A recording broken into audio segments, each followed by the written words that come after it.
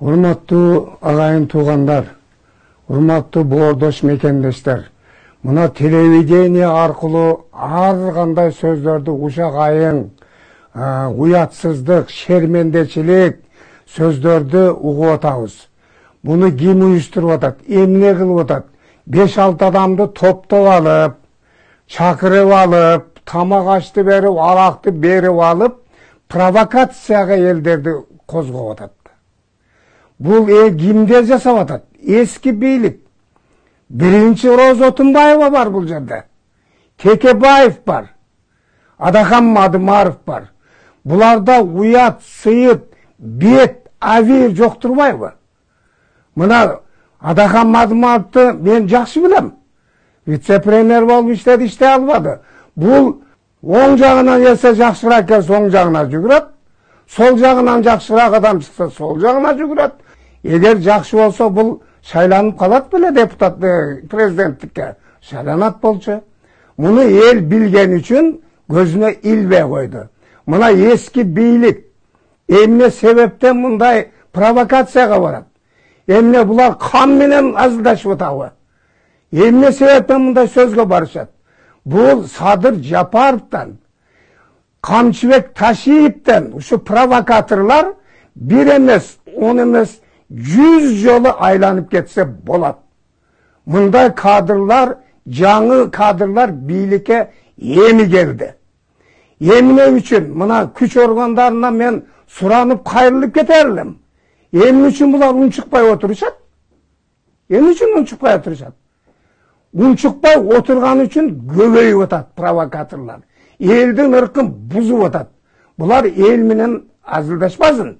Мына Камчыбек Ташиевдин артында, Садыр Жапаровдун артында миллиондогон адамдар турат.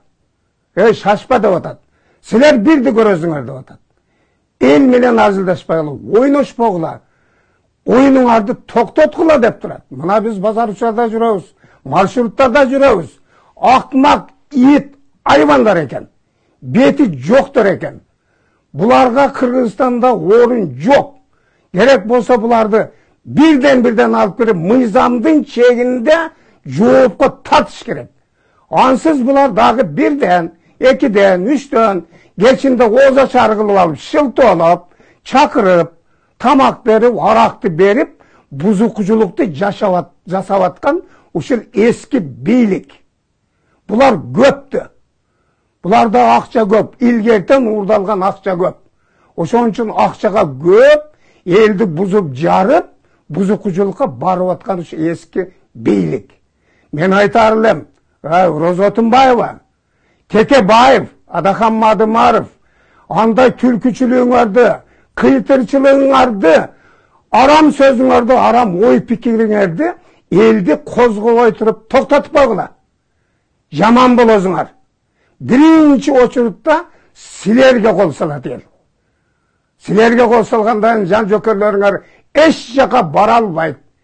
Эл тишин тишиге басып зорго турат азыр. Мына телевидениени карасаң эми кыжырың келет, каның кайнайт жөнүнө. Мына Германиядан келип туруп үйүнө кирбестен чегарага барып атса, Камчыбек Кыдыршаев. Эл деп жүгүрүп жүрсө, мына 13.000 гектар жерди алып койсо, ар райондордон бөлүп, анан дагы эмне кереги бар? Эмне үчүн компроматты булар шылтоо кылат? Кандай шылтоо кылат булар? Бул жалган, ушак. Бул акмактын сөзү, айбандын сөзү. Буларга урматтуу агайын туугандар, боордоштор, мекендештер, буларга ишенбегиле. Иин окуясы боюнча жоопко тарткандыгы үчүн булар ошого шылтоолоп барып атат. Эмне кылышын билбей атат да. Шылтоо таба албай атат.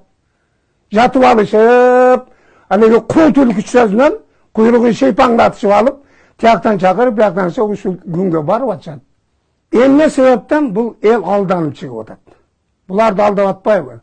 Момундай кылабыз, тигиндей кылабыз, момундай кылабыз. Мына компроматты шылтоолоп биздин жерибиз сатылып кет. Кандай жер сатылат? 1 соток жер сатылган жок. Кайра алынып атпайбы? Буларды элдерде айтат элем. Ошо айылына чөйрөсүнө жүргөн алданбагыласыздар. Силерди алдап атат.